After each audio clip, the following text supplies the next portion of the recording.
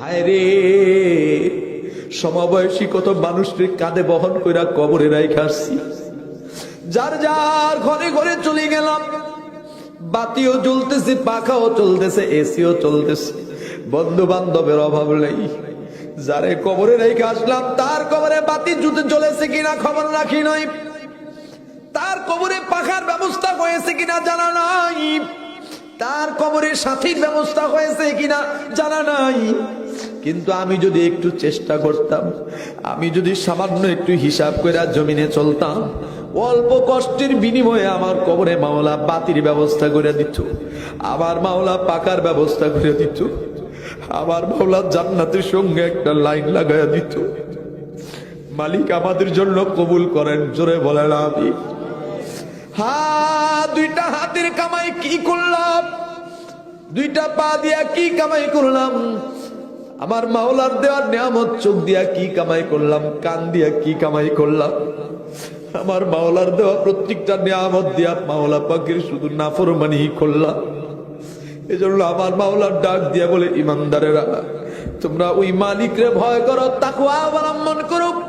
আর তোমরা আর একটা বিষয় জানা নাও, কবরের যে সফরে তোমরা রওনা হয়েছো, ওই কবরের সফরের জন্য তোমার আয়োজন কি, তোমার ব্যবস্থা কি, তুমি চিন্তা ভাবনা কইরো। কারণ হযরত আলী রাদিয়াল্লাহু আনহু বলেন, হাসিবু ক্বাবলা আন তুহাসিবু। এমন একটা সময় আসবে তোমার কাছ থেকে হিসাব তলব করা হবে। এরে নওজোয়ান, তোমার আমার কাছ থেকে হিসাব তলব করার আগে আগে তুমি আমি নিজের হিসাবটা নিজে মিলায়া নেব।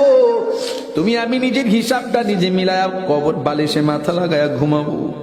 যদি তুমি আমি নিজের হিসাবটা নিজে মিলাইতে পারি, আল্লাহ চাহে তো কিয়ামতের ময়দানে হিসাব সহজ হয়ে যাবে। আর তোমার আমার যদি নিজের মুবাহাসা নিজের করার সুযোগ না হয়, নিজের হিসাবটা নিজের সঙ্গে বোঝাপড়া করার সুযোগ না হয়, যাই না নিও মাওলা রাব্বুল আলামিন আদালত কায়েম করবেন।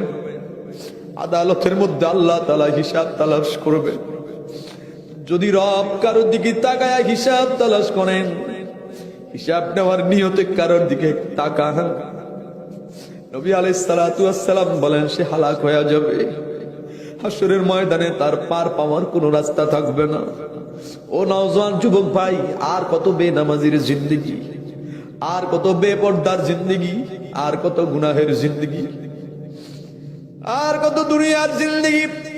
দুনিয়া ছেড়ে দিয়া পরকাল ধরতে হবে বিষয়টা তা না, দুনিয়া রাখার মাধ্যমে পরকাল ধরতে হবে ভাই। ও পর্দালের মায়েরা, ও আমার বোনেরা, আর কত বেপর্দা, আর কত বেনামাজি, আর কত বেরোজদারি, আর কত হারাম খাওয়া, আর কত জমিনে নফস শয়তানের গোলামি করা।